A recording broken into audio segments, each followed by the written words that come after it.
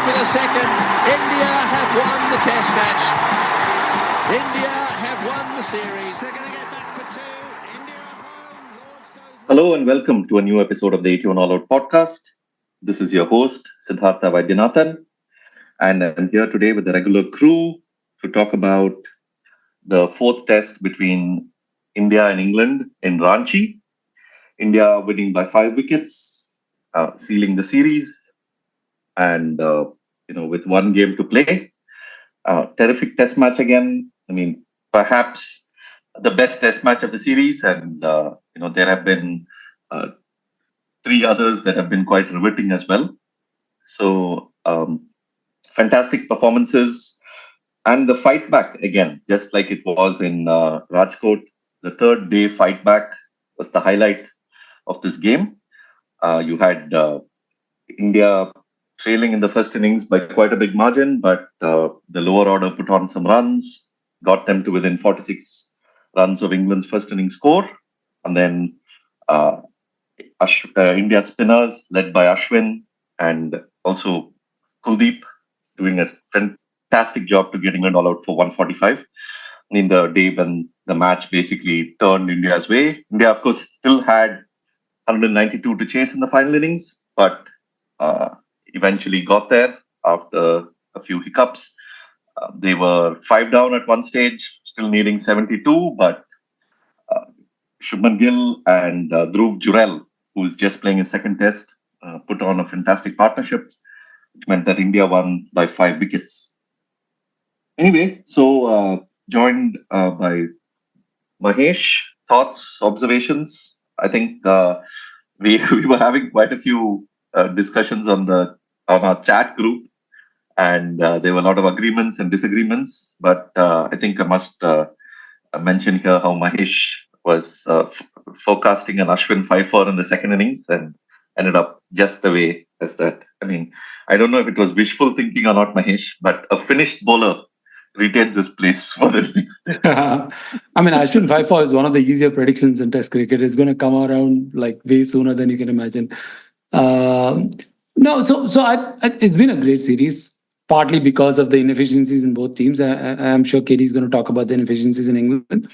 But also, like, if you have to have a precondition for either India losing a home series or India having a closely fought home series, you needed what? Like, you needed a transitioning team. You needed the post-peak India team, which is happening right now. You needed some of the key players to be missing, which is happening right now.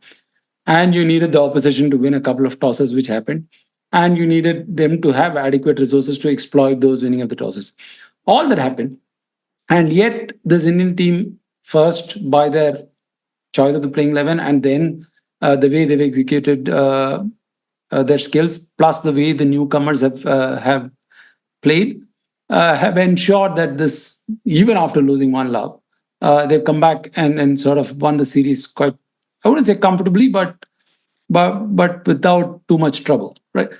And that, they've, in fact, in many ways, they did have choices. Rahane is not retired. Pujara is not retired. Ishan Sharma, for instance, is not retired. Umesh is still around. Even if you have frontline players missing, they could have easily resorted to one of the stopgap arrangements, right?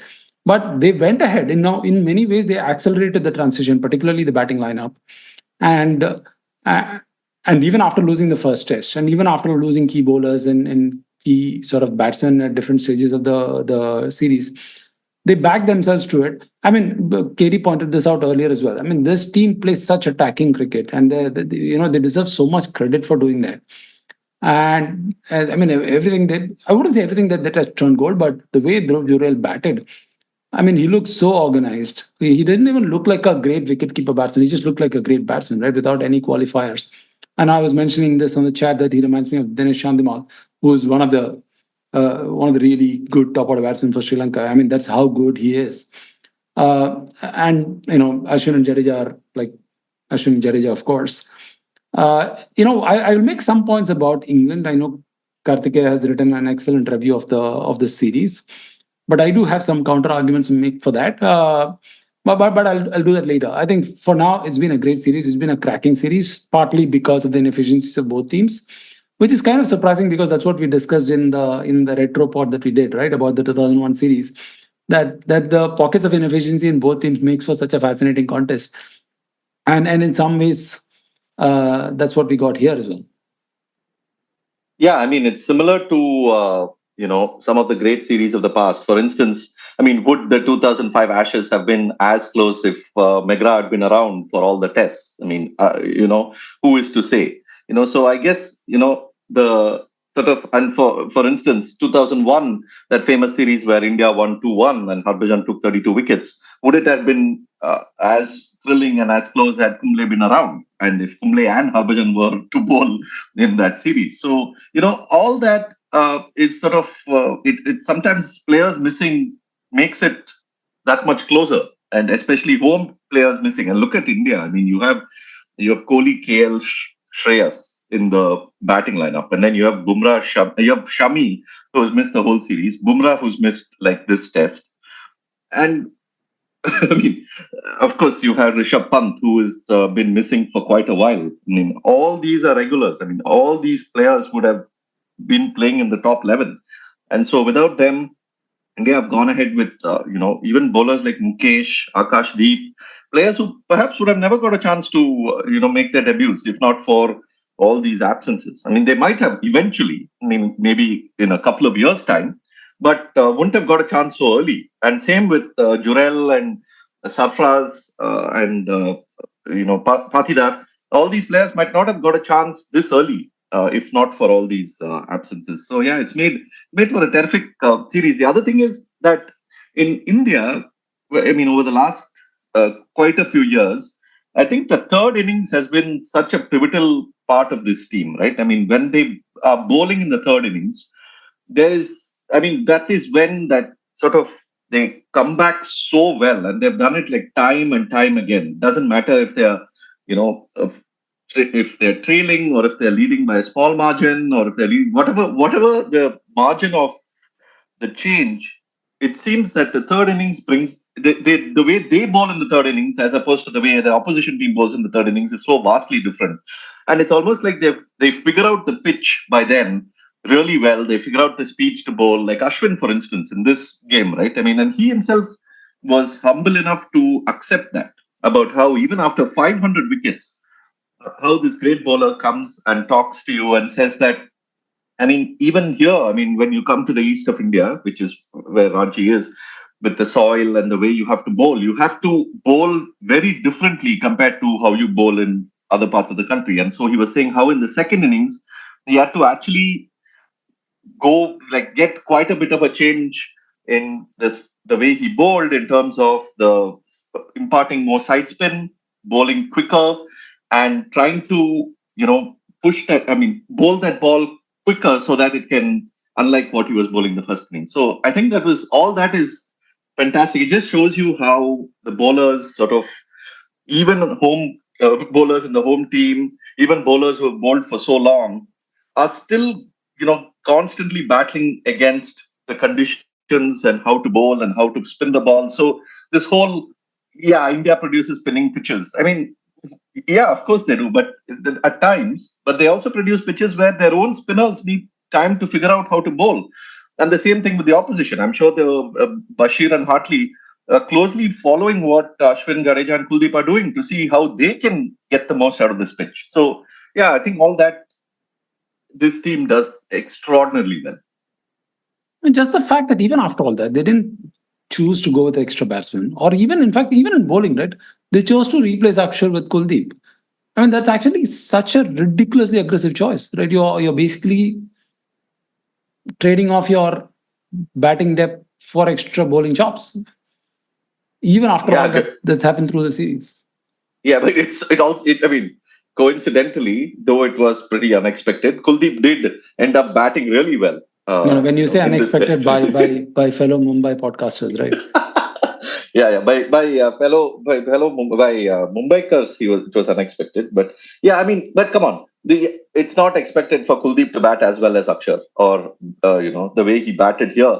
The partnership that Jurel and Kuldeep had in the first innings could have been a partnership between Jurel and Akshar in another test. I mean, it so happened that Sure, the pitch was, had sort of wasn't really misbehaving at that stage. But even then, to come in and to add all those runs, and then not only, I mean, and Jurel, one thing about him is he seems to be this sort of batter who is really good at batting the tail, and that is its own skill.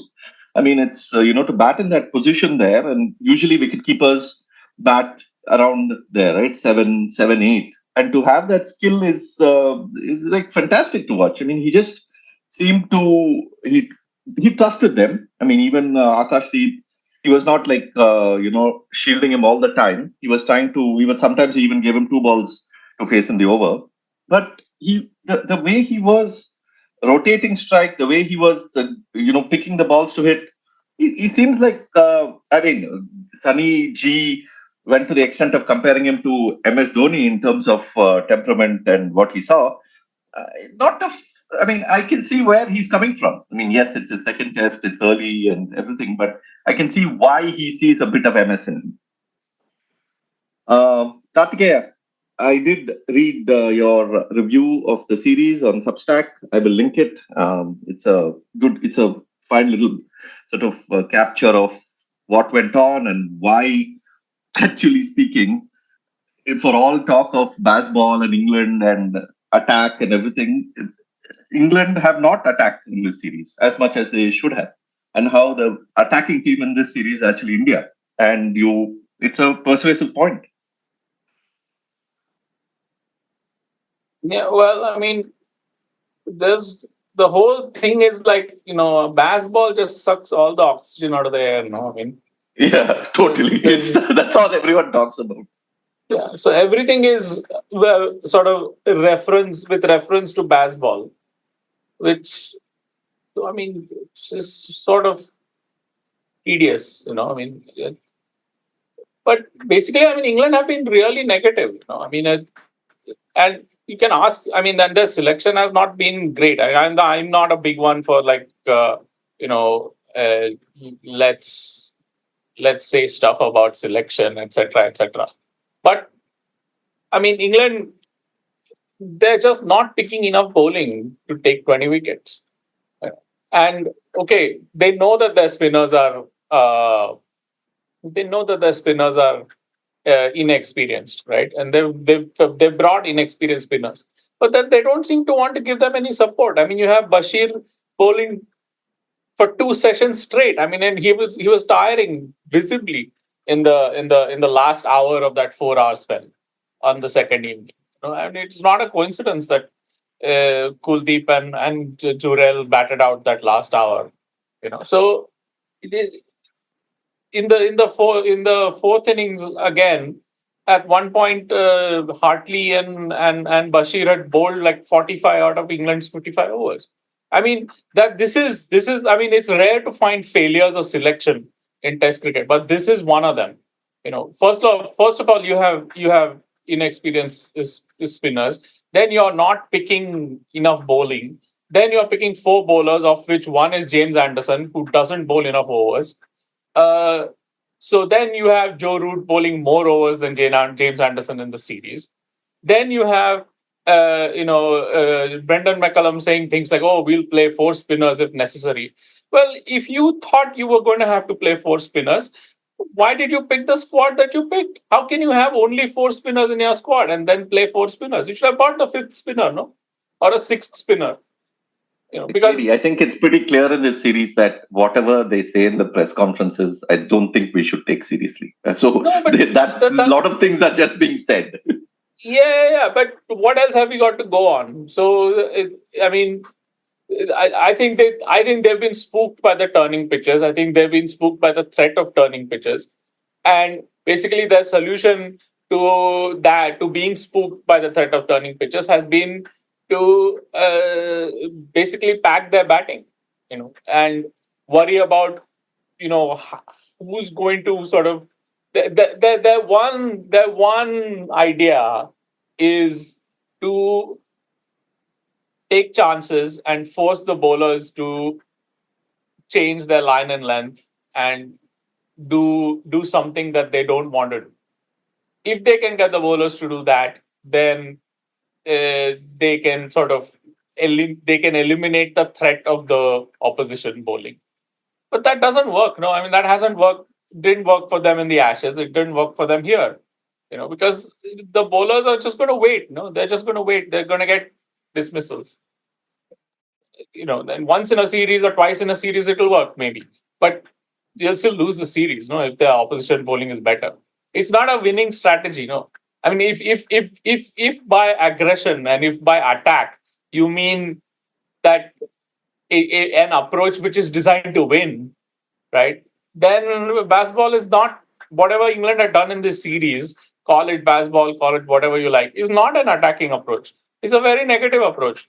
I mean, I was listening to this one podcast yesterday on the commute. I think it was Hussein and Atherton. I don't know what show it. Sky Cricket podcast. I can link it. Yeah. So they mentioned in passing this thing that, how does this England compare to the 2001 England? Actually, it compares really well. Both are very, very similarly constructed squads. They're all very dependent on batting. They're picking their spinner for the spinner's ability to bat. Ashley Giles. It is all very, very, very negative. And that's what McCullum and Stokes have done in England, in India for England in India this season. I mean, at least in 2021, England tried to take 20 wickets. They played their bowlers. They played enough bowling. At least they were trying, and they did take 20 wickets. I mean, in 2021, England lost a wicket every 42 balls to India's bowlers, and they scored 20 runs per wicket. In 2024, on vastly better wickets, they still lost a wicket every 42 balls to India's bowlers, but they scored 27 runs. Okay, now, on the other hand, in 2021, England took India's wickets at a cost of 28 apiece. And in 2024, it's gone up to 38 apiece. So who's come out ahead? I mean, England have done worse in 2024 than they did in 2021. And the margins have been huge. I mean, they've lost 2 tests by 3 figures. One of them was, by 400 runs, in which India's entire second innings was to spare. And then they've won 1 test because, Ollie Pope played an innings he will never repeat again in his entire life.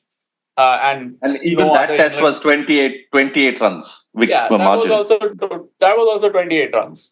And this one, India had no right to win it. I mean, it was like, this test match, the team winning the toss and batting first, like, unless it was a minnow, it should not lose this test match. Like, any team which picked like a plausible bowling attack which could take 20 wickets, like enough bowling to take 20 wickets, they would have won this test match batting first. I'm not so sure. I mean, the pitch was, it kept changing color. I mean, it wasn't it didn't change color, man. It didn't change color. It was uneven. And, it was, there were times when the bowlers hit the cracks, continuously over a few overs. And then there were periods when they didn't. In England's case, I mean, Bashir and Hartley basically tired. I mean, towards the end of their spell. So they were not like spinning the ball as hard as they normally do. And the pitch did turn more in the third and fourth innings than it did in the first and second innings. No, I mean, on the first morning, there was a little bit of moisture, granted. But then, even then, England still got to bat, like, you had the best use of the pitch. And even on that first morning, I mean, they gave away so many wickets, like terrible batting. Not really. I mean, they're trying to hit. I don't know. They're trying to hit sweep from the stumps. They're trying to basically play big drives on the rise on the offside. I mean, when the pitch is wet, why do you have to do that outside the off stump? But they do it. No, I mean, and this is supposed to be attacking. This is just. I mean, this is not very bright, frankly. Yeah, I mean, if they notice how the Indian batters swept, and if they sort of reflect on their sweeping, I don't know why they still continue to sweep from the stumps the way they do. Yeah, because it's they do it because they want to hit the bowler off their line and length. No, I mean that. Yeah, but you're talking about like really pretty good batters. I mean, this is not like, okay, I can understand if Duckett does what he does, that's fine because he's perhaps limited in his stroke play. Oh, sorry, But come on, Sibi. Johnny Bairstow and Apart from Root, who's there as an obvious candidate who would have batted better otherwise? Okay, I completely agree. I think with you. Bairstow would have batted better otherwise. Wait, what's wrong I think, with Bairstow? I think Bairstow's Zach a good Crawley. bat. No. But I think Bairstow Zach did Crawley will not get score. out to low scores because of Bazball, right? He got out because he didn't have a good series. I mean, he just No, didn't but bat he's well. sweeping. No, he's but sweeping from the stumps. But he's always he- done that, man. It's not like No. okay. I don't think his approach. Okay, Root getting out the way he did against Ashwin in the second innings, or getting out to Bumrah with that reverse scoop, is him getting carried away with this idea of attacking cricket. But Yeah, but I Bairstow think- has I think always for- played this way. Yeah, that's true. But I think, for instance, Zach Crawley will score more runs if he stops trying to take crazy chances in the hope that they come off, because he believes that if that one chance comes off, then he can milk the bowler for the next 2 hours. This was Zach Crawley's theory, because explaining the shot he played to Akshar Patel in one of the Test matches. He was caught at cover point by what's his name, Shreyas Iyer. He tried to hit him over mid off, and it skied, and it was a swirler at cover point, and Shreyas Iyer took a diving catch. But the point is that the thing to be noted over there is that mid off was up for Crawley against Akshar Patel, and he still went for the shot. So it's not like there was a fielder on the boundary and he went for the shot. He wouldn't have gone for the shot then. So these are not like, and his explanation of that shot was also like later on weird. Like his explanation was, well, if that had come off, it would have set me up for a couple of hours against Akshar Patel. Is that how it works, really? Setting the Like, tone. Yeah, that's a very that's a weird way No. of Listen, okay. describing it. I mean, I completely agree with you, but it's not like okay. I'm going to play the same argument back to you. These are trivial choices. Whether they played more conventional cricket, I don't think they would have scored more volume of runs. I'm not convinced. Okay, with Joe Root, I agree, right? Joe Root playing conventional cricket would always score more volume of runs, or often score more volume of runs than if you try to attack like recklessly. But I'm not convinced. In fact, I'm reasonably convinced that with other players, Bazball is going to help them score more runs than they would otherwise. Of course, I completely agree with you that that's not going to be competitively significant if their bowling attack doesn't help. I mean, But Bairstow did score more runs in 2016 in India. Yeah, but Against he these goes same through bowlers. these. It's got nothing to do with the way he bats, right? He's always been. But he's not. I mean, he's taking a lot of chances now. I mean, he's taking a lot more chances now than he was, before this Bazball. All of them are. All of them. Yeah. Apart from Yeah. Root, this test where he went back to root of. No, I mean, I don't think Normal Stokes played the way he normally does. I don't think he was particularly trying to attack. No, but Stokes is different. I mean, Stokes has had Stokes, to be fair to him, hasn't really got out to a bad shot. I mean, he's been beaten by Ashwin. He's been beaten by Jasprit Bumrah. He's been beaten trying to force the pace while batting with the tail. Come on. It's the same thing that this guy did, right? Labuschagne. He was playing so much of the back foot and makes normal good luck deliveries look better. But he's sort of the 7th or 8th person out and stuff like that. So that's different. That's different. Also, Ben Stokes, honestly, I don't think Ben Stokes is actually, like, if you see since his captaincy, I don't think he is actually the poster boy of Bazball at all. He bats like very differently from a lot of the other players. I mean, he bats perhaps the way he has, that is he's most comfortable with. He's not taking as many chances even as many of the other players.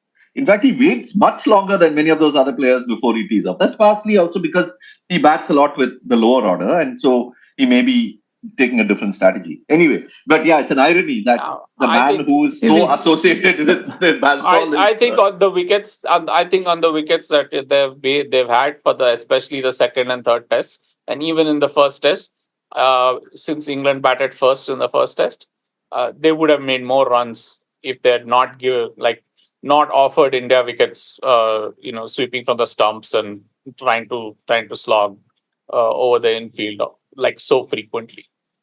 I mean, eventually they just run out of luck here. I mean, how many, like every innings is the same pattern. They set off at 1,000,000 miles an hour. They're like 90 or 100 in 20 overs. And like they're bowled out in 55 overs for like 250 or whatever it is. But I am not convinced that these, for instance, Ollie Pope has scored how many 50s in India? He scored 100. That's it. He's not even scored a 50 before. And this 100, we've already established this is a once in a lifetime innings.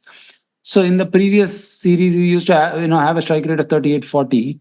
And it's not like he scored more volume of runs. Yeah. Bairstow has not scored more volume of runs. Okay, I am not arguing that this England team is poorer or something. My argument is whether they play this way or more conventional way is a trivial matter. If anything, I am inclined to believe that they'll score more volume of runs with this approach, which is, again, it's not hugely significant. But I do have a counter argument to make against that. I mean, I think your comparison with the 2001 series is spot on, right? And contrary to what they say about Bazball, they came here knowing. You mean 2021? No, I'm saying 2001. I think. The Nasir Hussain. Yeah. Nasir Hussain's team was very clear, right? They had limited resources. They knew that they can't win like with that. And they had to make the best use of the resources to take the contest for as long as possible, right? As far as they can. Which is exactly what these guys did. They knew that they had limited resources. I mean, even like Ollie Robinson or bowling more of Anderson. I mean, to me, that's trivial in this context because, okay, let's say even if you gave more overs to Ollie Robinson, even if you bowled wicket to wicket with keeper up front, sure, you could have got a little bit more control, but it's not going to be game changing. For them to win, they needed their spinners to deliver. And for the spinners to deliver, the match had to become a bit of a lottery.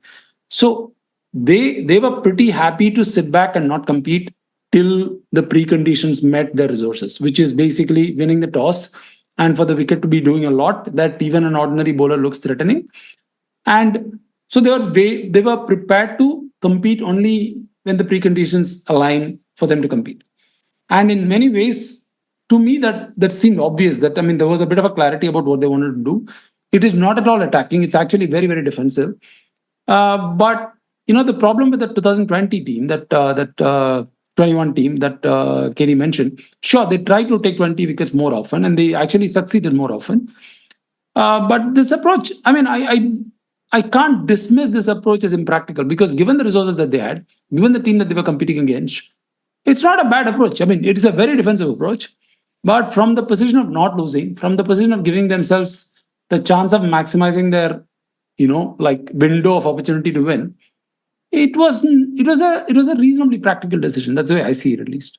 They want to be projecting themselves as this super aggressive team, but they were actually playing conservative, negative cricket, knowing that that's the best that they could do with the resources that they had. At least that's my reading, right? They but can that's say the point. I don't think they've made best use of their resources. I think they've picked a crazy squad, which, given what they've been saying that they want to achieve, the squad they've picked makes no sense at all.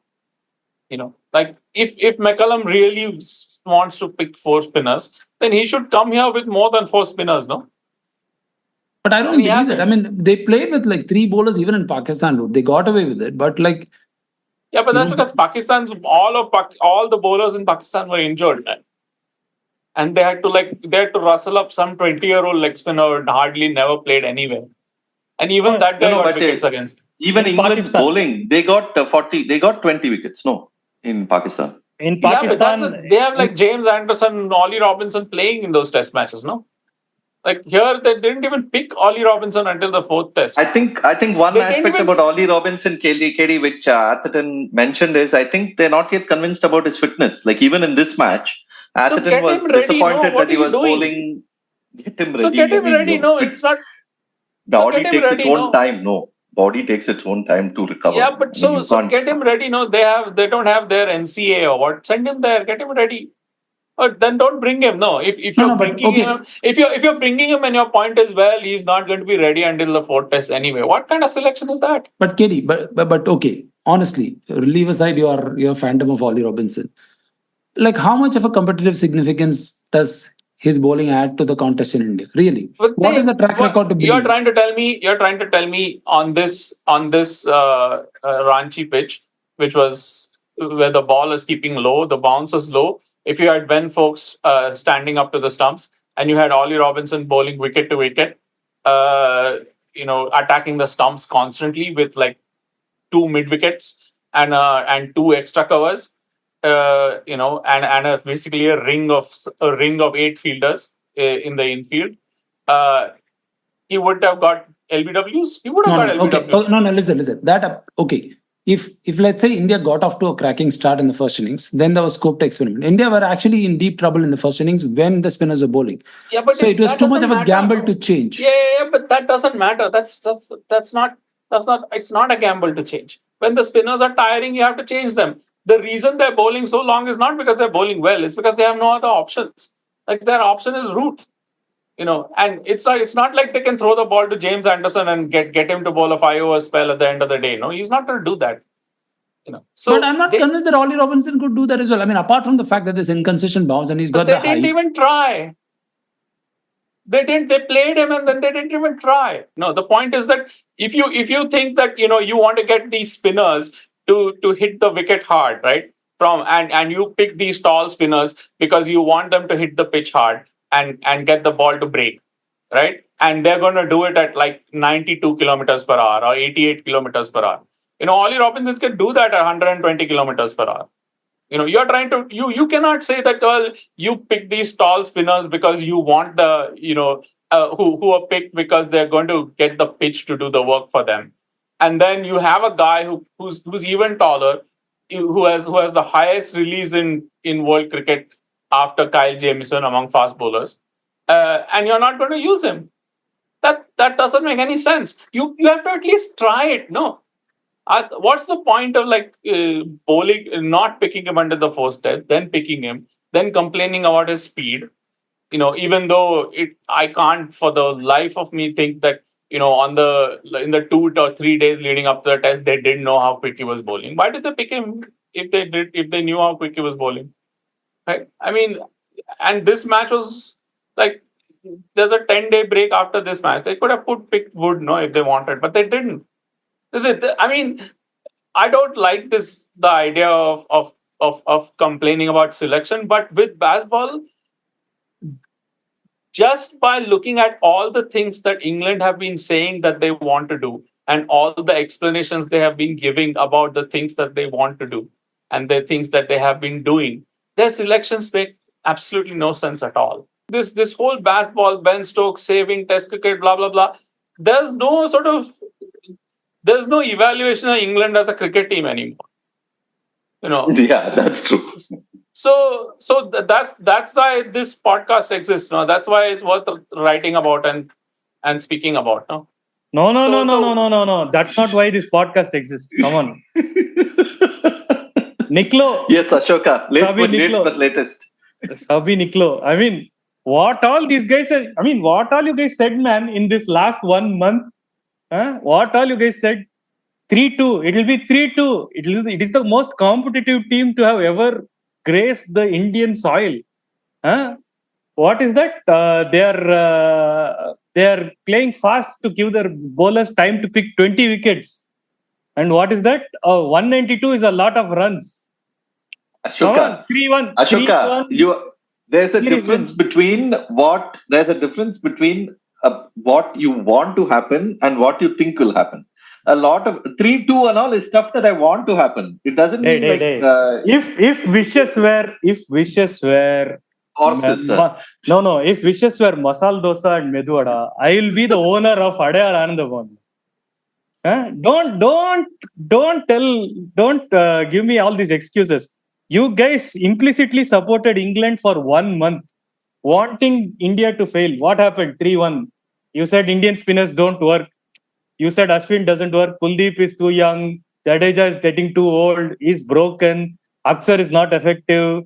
Only India relies only on Bumrah. Without Bumrah, we won a test. I would like to bring to your attention that the only player who didn't miss throughout the series, and that's not a coincidence that India won the series, is the captain himself. Don't talk about him, man. He's the only batsman who got caught out and also stumped. This is the worst disgrace. Yeah. Ashoka, that should actually count as like he should be counted as out in the next innings also, no? Like He should not bat, first of all. What is this rubbish running down the pitch? Look at that young boy Gill, man. like Mahesh is saying, oh, he's the only guy who's not taken a moment's rest and all. He's played all the match. What does he do? Like he bats, he gets out early about 80% of the time. And when he's in the field, all he's doing is like standing around at first slip, dropping catches and not running. Hey, he's And yelling at kids, man. Yeah, and shouting at players. That's all he does. Look at Stokes, how he's encouraging Bucket. I mean, he probably took the catch of the series, standing at slip. So don't forget that also. What catch of the slip? What catch of the series? Holy Pope. Catch of the series, shot of the series, captain of the Catch of the series. series, it seems. Did you see James Anderson's catch take to Yashasvi Jaiswal? That is the catch of the series. Like But what about the shot of the series? Rohit Sharma would field that on the second bounce, okay? Rohit Sharma is old, but Sharma, Anderson is a fossil, man. He jumped like 7 feet in the air. For all your anti-Rohit Sharma thing, who was the guy who started the Ranchis with such confidence and panache? Yes, Ganta, it has, man, that Hartley gave him like 5 full tosses in 3 overs. Look, you can't be a victim. You can't be a victim and say that we have done well. We have thrown everything at the team. And then when you see the scorecard, you are 177 runs ahead with 3 wickets to pick in the first innings, man. You are just this close to dominating this test. Forget that 145. 145. They didn't have a bowler, to replace the guy who was tired after bowling for 3 hours. You don't have bowling. First of all, you don't have bowling. You didn't have bowling when you picked your 15. You did not have bowling. You knew that. No, you didn't. You didn't even pick the bowling you have. Correct. So when you pick a squad, that squad doesn't magically appear on the sheet, right? You pick people, right? So your experienced people are Markwood, Robinson, and Anderson. But Anderson won't bowl more than 4 overs in a spell. Even the spell when he had Iyer and all in trouble in the second test, it was and they took him off. All this is a bit of sort of hindsight thinking. When they picked their squad, the pitches that they were expecting were not these pitches. Okay, they picked a squad for the 2021. No. Right. Okay, Sid, that's okay, fine. But then, if that's the case, then why are they picked only 4 spinners? I mean, how many teams No, picked? but How to many be fair- spinners can you pick in an But India? how many? No, but you said that they picked their squad with keeping in mind the 2021 thing, no? Which means they picked their squad expecting to play 3 spinners, right? Yeah, Now, 3 spinners. Yeah. Now, when a team when England go to Australia for the Ashes, how many fast bowlers do they go with? They expect to play 3 or 4 fast bowlers, no? 5, 6. Yeah. So 5. So then, if they're going to play 3 spinners, they should pick 5 spinners. They haven't. Yeah, sure. 5 spinners is. They have 4, right? They have Shoaib Bashir. Okay. That argument is a non-starter, man. That argument is a non-starter, saying that they picked thinking of 2021 and all that.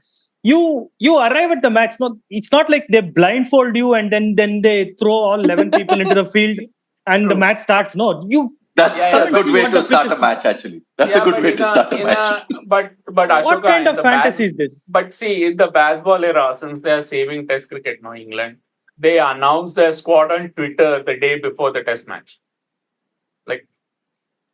Man, come on, man. You can't say that we are stupid, so make allowances.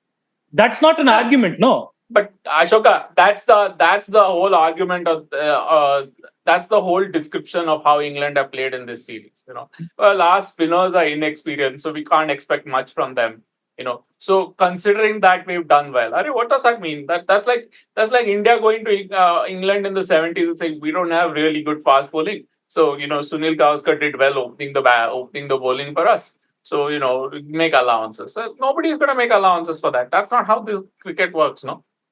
If you don't have spinners and you don't pick spinners, then that means you're a bad team. No, that means you're a weak team. That's what it means objectively. That's pretty much why India realized at some point of time that, they have that if they don't develop fast bowlers, then they are not going to win anywhere in the world. So I at mean, some I don't point, mind. I don't when England actually win with Bazball, they win with proper bowling, man. I mean, in England, Anderson, Broad, Wood, Vokes, that's a really good attack in England. In New Zealand also it's a good attack, but New Zealand also had a good attack, so they drew 1-1. I mean, the whole story of Bazball is that Bazball is basically useless for England as a competitive proposition. England win the test matches that they are going to win anyway because their bowling is better than the opposition's. But when their bowling is not better than the opposition's, it's Bazball is no use to them. yeah. So when series like Pakistan happen, it rather than accepting that and saying that their bowling attack was better than the Pakistan bowling attack, they Which is not saying they much. won, which is not saying No, much no, because no. So Pakistan were missing.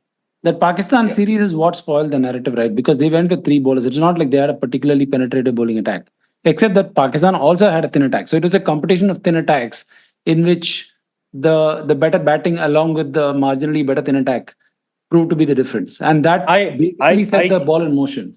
I keep saying this again and again. In that Pakistan series, out of 60 Pakistan wickets, England took 32 of them under 25, I think. That includes Ollie Robinson's wicket, that includes Anderson wickets, that includes Rehan's 7 in one innings. But still, they got more than half of Pakistan's wicket in very, very quick time. And they used Ollie Robinson and Anderson very cleverly, even though they didn't bowl like longer spells. And they're good bowlers, yeah. Like Robinson and Anderson are class bowlers. What the hell, man? You can't bowl 70 overs and not bowl Robinson. And no commentator is talking about it. I mean, nobody is talking about it. I mean, The commentators are talking about Ben Stokes' field placements every ball. I know. Ball, that's something. As if it's like some magical thing, like his fielders are going to grow extra hands and they're going to like an octopus, they're going to catch like everything in like a 10-meter radius or something like that. And you know what is going worse? on here? They're like, even Indian commentators are saying Rohit Sharma is taking a leaf out of Stokes' book. I'm like, if captaincy is objectively a competitive advantage, Rohit has actually provided far more of it to India than Stokes has done to England. If the commentator said Rohit Sharma took a pav out of Stokes' plate, then I would believe it. Otherwise, I'm not going to believe. Oh yeah, which reminds me, Mahesh came up with the best coinage of this test match. Pav ball. Pav ball is the way they should. No, then I changed it to ball pav. Right? In Bombay, you don't do ball pav. No, I'll tell you where Rohit Sharma took a leaf out of Stokes' book. In the first innings, Stokes was both LBW and bowled to Kuldeep. First he got LBW, then he got bowled. Rohit Sharma took a leaf out of that and got caught and stopped. But like the really sort of wonderful cricket part of this series has been like India spinners. There have been like the amount of control they get, like given how much they turn the ball. Actually, ironically, the reason they have such good control of length is because they turn the ball so hard, because they get the ball to dip, and that sort of makes sure that they rarely overpitch unless they really mean to overpitch. So it's really been fantastic. I mean, I think Ben Duckett may have played like 12 or 15 forward defenses in this series, and he's got out 3 times playing forward defenses. So, no man. So even that's fine with Ashwin and Jadeja because they are finger spinners and they've been doing this for a long time. You kind of expect that, but Kuldeep, man, with a wrist. No, but you expect it, but it's still bloody spectacular, man. But Kuldeep, yaar, when he just came, Kuldeep has been magnificent. Like he's just, I mean, Kuldeep is, I think, he's been like the whole like he's presided over this series like Ernst Stavro Blofeld, like in the Bond movies, like in the third test in Rajkot on the 4th morning, he did like enormous time pass with the bat. Like he played 70 balls in the first 18 overs of the day. And you know why he did it? No, he was practicing for this first innings in Ranchi. I thought Kuldeep was a replacement for Kohli, man. Now I'm thinking he's a replacement for Pujara. He's Pujar. He's the number 3 that we were looking for, not the number And 4. Pujar also bowls leg spin. So yeah. Yeah. What a magnificent bowler, man. My goodness, he's so good. And India is so fortunate to have. I mean, like at some stage through the series, I was thinking, okay, what would life be post Ashwin Jadeja at home, particularly? But we still have Bumrah, who's got a few more peak years left. If at all we've seen the peak, perhaps the peak is yet to come. And Siraj is sort of getting into his groove. I don't think he's still hit his peak. Then you have Kuldeep pretty much at his peak, and he's going to play for a few years.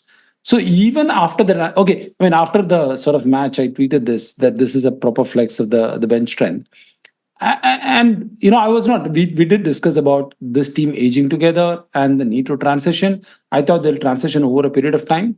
Like they did an accelerated transition, and they still won a series 3-1 after losing 2 tosses. And like KD said, they had no business winning this test after losing the toss, after being like under so much trouble in the first innings.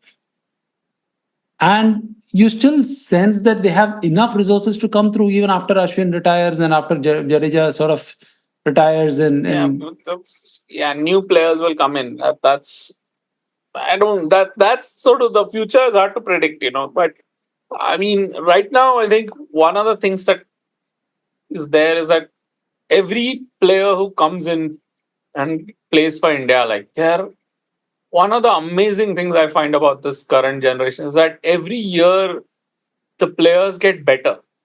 Like they learn new things, they get better at new things. They either become fitter or something improves in their game. And that's like, okay, then by the time they are 32, 33, they're peaked and all that. That I find really astonishing. Akash Deep just came in, and the first spell that he bowled was high quality, dude. I mean, I was surprised. That's his first ever test stint. And that was not fluking it. He was actually bowling the right channels. He was getting a lot of help from the pitch. That's a good thing. So I mean, I think the comparison between Akash Deep and Mukesh is a bit overdone. I mean, there's a lot more in this wicket than there was for Mukesh in the previous test match. When before Siraj came back. So, but yeah, I mean, he's a good prospect. I mean, I just want to, I mean, Akash Deep, I'll mention something about Akash Deep. I mean, it's also like, throughout this series, you've also seen how, Akash Deep is like a remarkable story. I mean, the fact that, he had to give up cricket for a period of time, and, he had such tragedy at home with losing both his father and his brother in such a short period of time. And then basically, he was born really close to Ranchi. I mean, he was born pretty close to Ranchi, but then he went to around the country pretty much trying to, make a cricket future for himself. He went to Delhi, then he went to Bengal where he plays Ranji Trophy. These are like remarkable struggles to go through, to come through the first class system, and then to excel, to then be one of the top bowlers in the country, and to get through to that. And he just is amazing. Like that first spell was he was pitching it, like the accuracy of that spell was fantastic. Like forget the speed. I mean, I was really impressed that he was bowling like in the late 130s, even touched early 140s. But forget that. I mean, the way he was able to get that length again and again and again, and he got Crawley once, no ball, fine. Then he gets him again with pretty much the same kind of ball. He gets him again. Like, brilliant. Like that was a fantastic opening. Yeah. But I mean, the quality of prospects that we've seen in the series is quite something. Huh? I mean, okay, Jaiswal. I mean, they've given like 10 debuts now since February 2023. Right? Of those, I think only like Surya Kumar Yadav was probably like a stopgap. All the others are like young players, I think. Or long-term understudies like Srikar Bharat, for instance, or even Ishan Kishan, and the quality of the players is quite good. Yeah, no, it's very good. Prasidh Krishna, I'm not sure, like whether he's fully ready for for that debut or not, because he's also come back from so many injuries. But and like they have the whole system, no, like they have the whole conveyor belt, no, which goes from Ranchi Trophy to Tulip Trophy to Irani Cup to or rest of India, or to India A, and then by then they have a pool. So when the selectors are picking the test team, the selector's job is actually quite simple, because they already know like who the next 2 or 3 players for each position are.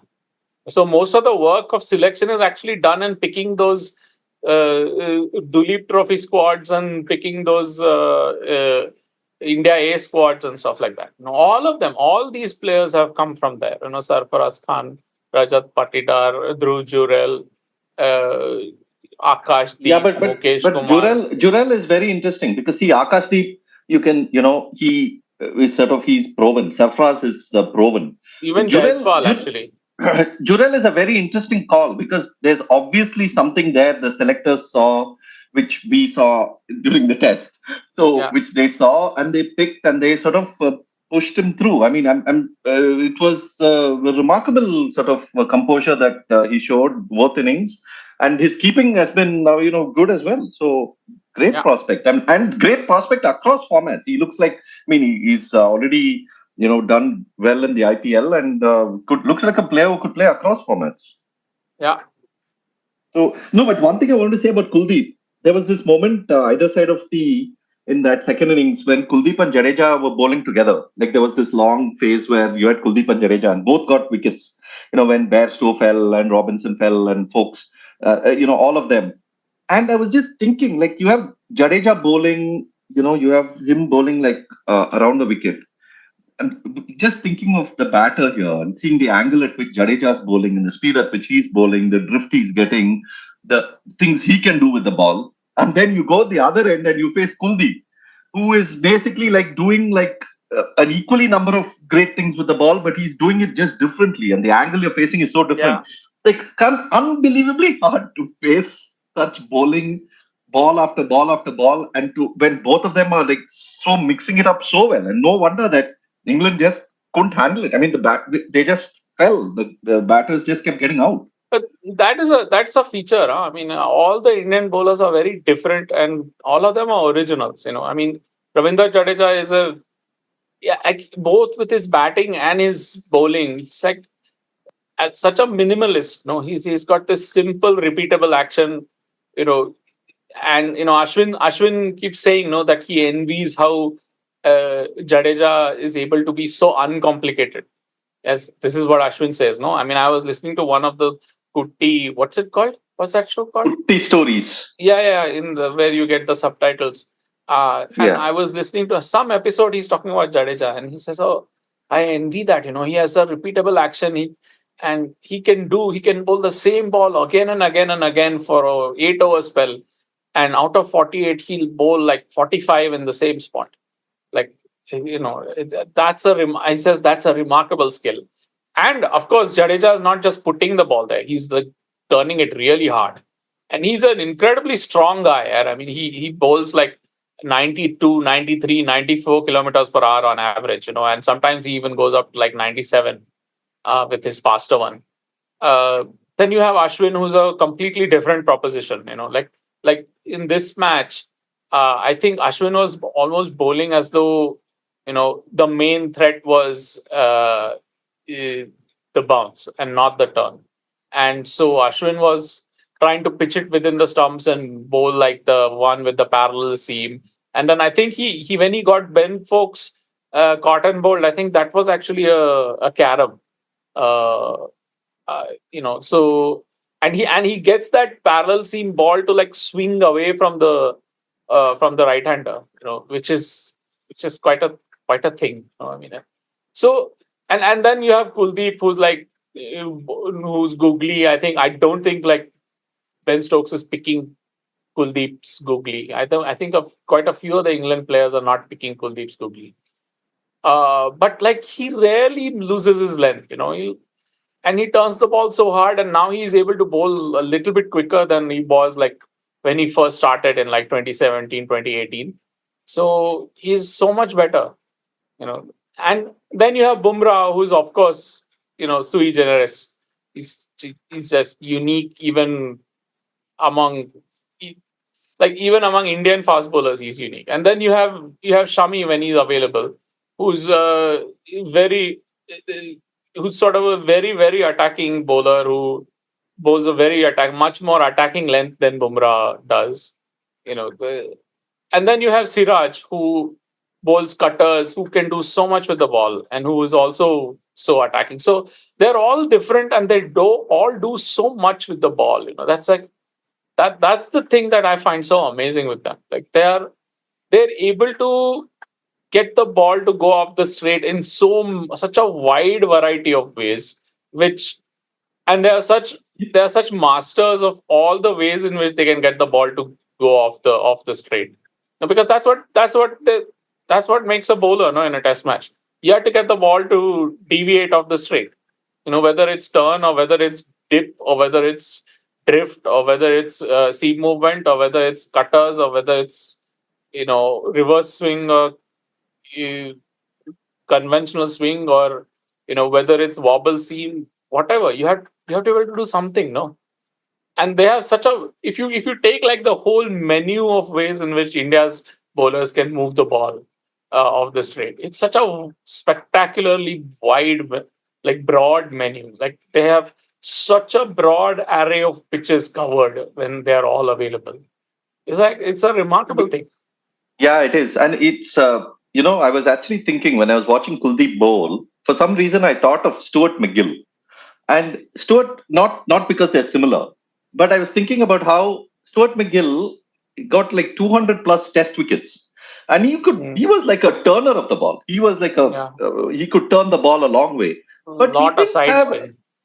Yeah, but he didn't have anywhere close to the kind of range that Kuldeep has. Yeah. I mean, Kuldeep is able to do like 5-6 other things so well compared to McGill, and he's able to like combine it all together when he's bowling. And I'm like, dude, I mean, I'm just trying to sort of see the range at which he's operating at and what he's able to do. And he rarely bowls a loose ball. Like Stuart McGill, it was often said, he would bowl that 1-4 ball in an over, which is what, separated Shane Warne from him, because Shane Warne was good enough to not give that loose ball every over. But Kuldeep doesn't. I mean, how many loose balls did Kuldeep give in this match, in this whole, game? Very, very little. And for a wrist spinner who is trying to do so much, who's trying to come up with so much of variety and sort of nuance into his bowling, to not give a loose ball is remarkable. I mean, see, we saw Rayan Ahmed. I mean, Rayan Ahmed's not a bad bowler. I mean, Rayan Ahmed is a good bowler, but still, he's developing, he's learning. He's 10 years behind Kuldeep, man. He's 19. Yeah, exactly. That's what I'm saying. So I'm trying to say that, we shouldn't look at Kuldeep and Rayan Ahmed and say, oh, this is a faltu bowler and this is a good bowler. No, Kuldeep is a very, very good bowler, and Rayan Ahmed is a bowler who's developing into a good one, perhaps, or a very good one. You never know in the future. So the one problem with Kuldeep, or the one mistake with Kuldeep that I can find, is that I think he chose the wrong time to be born, man. If he had been born like 20 years ago, that is not his choice. Yeah, that is the one fault with him. I think if he had born 20 years ago, he would have been like now a 500 or 600 wicket bowler. Or if he had born like now, if he's like 17-year-old Kuldeep Yadav, then I think after Ashwin, he would be the 500 wicket bowler. But bang in the middle of Ashwin and Jadeja, this guy comes, and poor guy, man. I mean, there is no. I mean, what can be done? Remember Shastri's famous statement after that tour to Australia in 2018, Sydney, where he said Kuldeep is the number one spinner now? Number one spinner when playing away from home. That's what he said. Playing away from home. And then he didn't play. I mean, Kuldeep is a genius. It's not even like very good or great or whatever. He's a genius.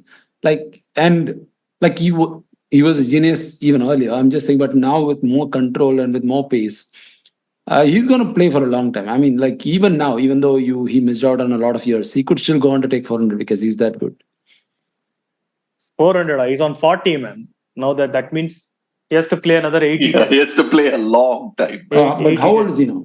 29, right? 28 or 29, right? Yeah, 8 or 9 years to. That he get can another- play. I mean, At Yeah. some point, Ashwin. I don't know how long Ashwin will play. I Jadeja don't- may go on I playing. I don't think beyond this World Test Championship final, if India gets there, I don't think Ashwin might not be there next year also. I don't. Yeah, so then India will need Kuldeep to play almost every test. I mean, if Jadeja can continue, but even then, Kuldeep will play. Yeah.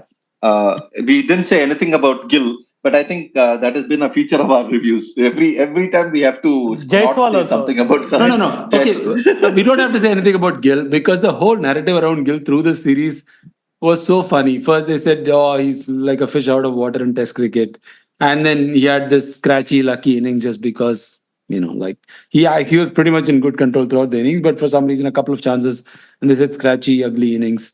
Then he scored another 90 for good measure, and then he goes on to win a very tricky chase. I mean, this kind of reinforces the point that you cannot just judge by results. There is nothing. If you watch Shubman Gill bat, there is nothing in him that suggests that he's not fit for Test cricket. If anything, he's super fit for Test cricket, right? And I'm glad that he's at If Shubman Gill is not fit for Test cricket, then who is fit for Test cricket? No, nobody said he's not fit for Test cricket. What is your standard of a Test batsman? As Dravid said, if not you, then who? Then Okay, wait 1 minute. if not now, then when? No, wait. We don't know whether Dravid said it or not. Okay, this is Shubman Gill turned Dravid into Mahatma Gandhi or Martin Luther King. Or Mark Twain. What is going on, man? They should I really think they should BCCI should ban all these players from having social media accounts and people running social media accounts. All they make is trouble, man. It's either cringeworthy nonsense or it's genuinely stuff which gets them into trouble. Yeah. People should stop. People should ban social media accounts and tell Mufa and Johns to put everything about each player.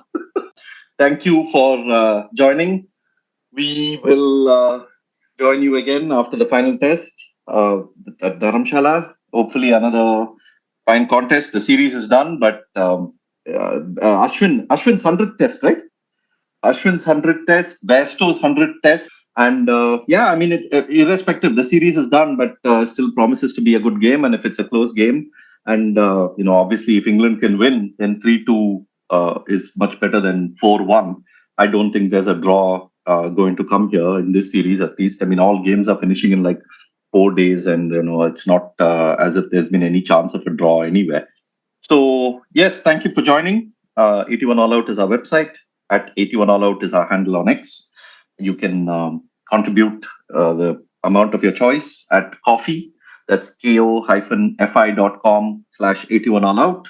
We are really grateful for all of you who have chipped in, and some of you have been putting in a regular monthly subscription. So thank you for that. I will also link the books that we have republished via the 81 All Out publishing imprint. Some classic works of cricket literature that you must pick up. Thank you. Thank you, Ashoka. Thank you, Kartikeya. Thank you, Mahesh. Good night. India have won the series. They're going to get back for two. India home. Lords goes wild.